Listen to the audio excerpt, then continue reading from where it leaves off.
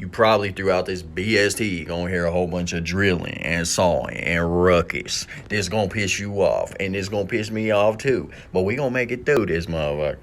So get ready. I'd say we can skip the formalities, but we're not going to. On my fucking shirt, I got that Angel of Death. My motherfucking girlfriend got this shit for me, and it looks fresher than a bitch. I got my spectacles on, looking like quite a spectacle. Anyway, I got that fucking anime facial hat on as well. And in the background, we got Renaissance titties. So let's jump right into it, cocksucker motherfucker. Hold on, let me sit down for this one. Anyway, this story's about H-Town, talking about draped up and dripped out, talking about on that lean, on that Sprite with Jolly Ranchers off in that shit, cuz. Talking about Houston. So me and the homie Nerd Wayne and the homie Jared Cool, man, we were fucking headed down to H-Town to hang out with a dude that they used to work with at the Papa John's. This fool's name was Will. So we showed up at a bar down in H-Town to chill with Will. Got to talking to Will, got to know about Will, got to know about his lifestyle, what he was doing down there. I think at some point we went to the Papa John's because that fool still worked there. Went up in that bitch, didn't care, don't care, didn't care. Went up in the Papa John's while they was closing that bitch. And I don't know why we were there or what the fuck we were doing. That fool must have been getting tip money to go back to the bar and get more wasted. This fool had a good time with us and thought we were quite interesting for a bunch of punk-ass white boys. He already knew Nerd Wayne and Jared Cool, but he didn't know me. But I guess he must have thought I was alright, because he invited us back to his casa, to his apartment. He was like, we gonna get blasted up in my apartment, homie. We gonna get fucked up off in there. So we went to that apartment, started drinking, started pounding liquor shots down the fucking gully, getting shit wasted like always. All of these stories pretty much involve me getting smashed, motherfucker, all the time. Anyway, we chill with Will over Devil's apartment and got shit blasted. All of a sudden, bebopping through the door was some of his homies. We was like, what up, homies? It's time to party. Apparently, Will was trying to have a little shindig, little get-together, little party. So we got fucked up with the homies. All of a sudden, this one fool with some weird-ass hair came up to Jared Cool and was like, is that your Subaru out there, homie? That white Subi?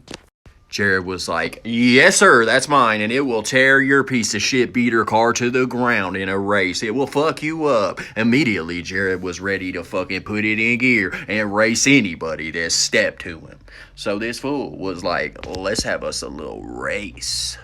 Talking about I was so wasted that I was like, I don't want to be in that Subi for this race. But I think Nerd Wayne and Jared Cool rolled up to the starting line. And I was out there fucking like telling them when to go and shit. Yeah, so that I could watch the race instead of being involved in case some motherfucking wrecks happen. Anyway, fool talking about standing there talking about ready, set, go. And they went to racing.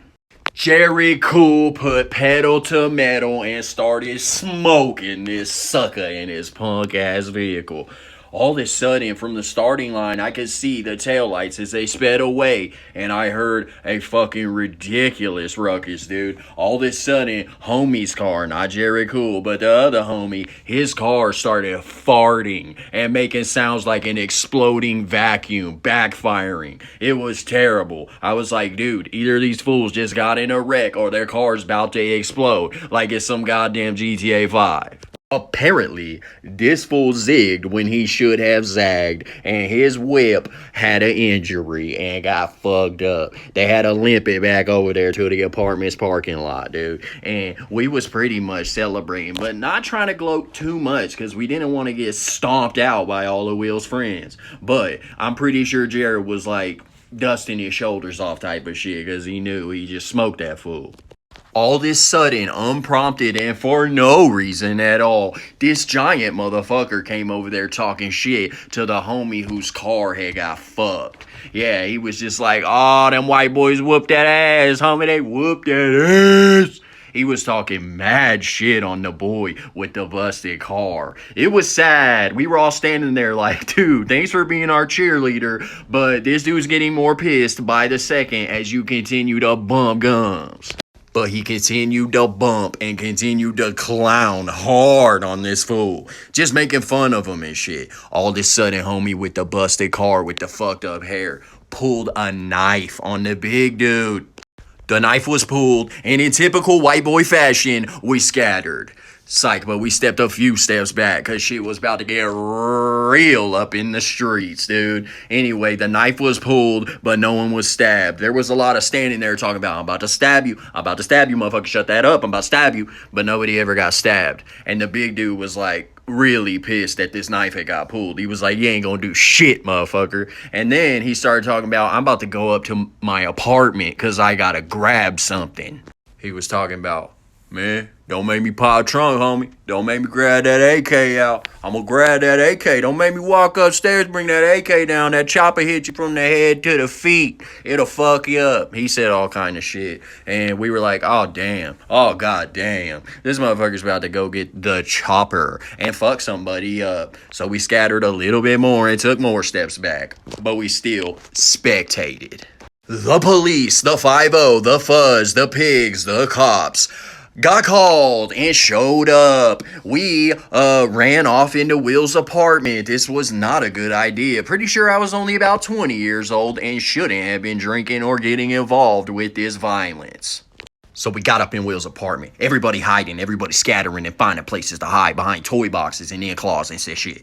I was in a closet with this one homie that was like half Hispanic, half black. We was having a heart-to-heart because we knew we was about to get thrown in the clink, in the slammer, in the pokey. So we was talking shit with each other just like, I hope we don't get found. This is like the best game of hide and seek ever. We hiding from the popo.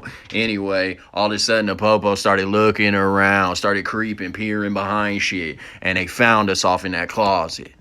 They was like, nice try, you criminal fucks, but you're coming with us. So we all went out to the front yard and got lined up and asked our ages. I told them, yeah, not old enough to drink. We all told them, and they looked right at me, Jared Cool, and Wayne, and pulled us aside and were like, what are y'all doing in this area of the neighborhood? Why are you here? We didn't have a good answer for that. We were just partying with a homie from Papa John's, just hanging out. But anyway, pretty sure my homie that I had made friends with in that closet went to jail. Meanwhile, I got a slap on the wrist.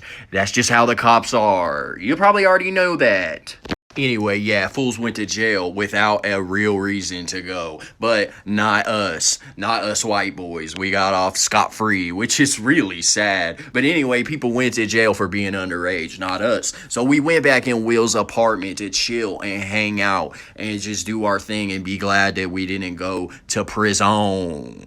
I had forgot to mention that during the scuffle, yes, there was a small scuffle, there was a motherfucker pushed through Will's window and it broke and there was shattered glass everywhere. But we were chilling, hanging out till the wee hours of the morning just drinking.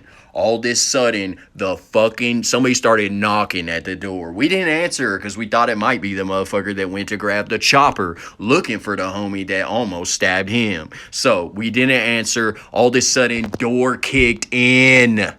Fool busted in, had the chopper, pointed it at us, dude. Fired off a shot, which hit me in the shoulder, dude. Fired another one that knocked my cap off my head, dude. Killed Jared Coolman. Wounded Nerd Wayne. Killed Will. We was like, oh, how you gonna kill Will in volume 1? We ain't even got to volume 2 yet. You already killed Will. Anyway, psych, and you're fucking mental if you thought that was true. No bullets were fired and the chopper was not brought onto the premises. But this homie was pissed and was asking where the stab guy was with the busted car. Quickly told that fool we had no idea what had happened to the dude with the fucked up hair in the busted car and the attempted stabbings. Did not know where that fool had gone. So, yeah, this dude was pissed and was ready to fucking throw down. But we were drunk and just chilling, probably high as well. And we talked him down a little bit. We were like, come here, have a seat, homie. We'll talk and we'll chill. There's no reason to fucking start swinging fists at people. But he was saying shit angrily about the stab guy. He was like, man, if I find that motherfucker, I'm gonna DDT that fool on his head. That motherfucker's Tiny Toons to me. I'll fucking beat that motherfucker to death. I'll kill that fool. I'll grab the chopper, chop him up. We got that fool calmed down. We got him calmed down and we got him talking at a more reasonable volume that wasn't intense and aggressive. And then we got on weird subjects after that, dude. Once we calmed him down, he started talking about the BP oil spill that had happened down in Galveston, not very far from Houston. He was talking about some crazy shit about how nasty that water was. And if you was to take a stick and stab that motherfucker in that water, pull it out, you're gonna have muck. You're gonna have muck on that motherfucking stick, homie. Yeah, because that BP oil spill, man. That shit is crazy, man. Yeah, he was talking all kind of weird nonsense, dude, but we had to keep going with it so this fool wouldn't get violent. But yeah, this fool talked and talked and talked and talked. He was on one. The fool was blasted and fucked. Wouldn't shut up. Finally left at exactly 4:36 p.m. the next day. Psych, wasn't there that long, but it felt like an eternity that we tried to keep this fool at bay so he wouldn't go grab the chopper. But yeah, that fool finally left and got the hell out of there. We had not slept all night, pulled an all-nighter, and now it was time to drive back home to J-Bro, Texas, where you know I resided. Anyway, we had a good-ass time, and we told Will, thanks for the hospitality, homie. We had it a real good time. Even though shit almost went down, at least we got stories to tell. And so here I am, on this BST, telling you all about what happened. Hope it was entertaining and to your liking. So yeah, hope you enjoyed it. Make sure to clean up after your motherfucking self on the way out of here. Don't leave a whole lot of fucking shit for other people to clean up. Most of y'all are inconsiderate pricks out there. Anyway, had a real good time telling y'all about H-Town. Have a real good time every time I get on these BSTs. Love making these, so I'm gonna keep doing it. Anyway, it's time for the outro song, and these fucking episodes are starting to get repetitive besides the fact that the story's different. So I'm gonna try to change it up and do a better job next time. Later, motherfuckers.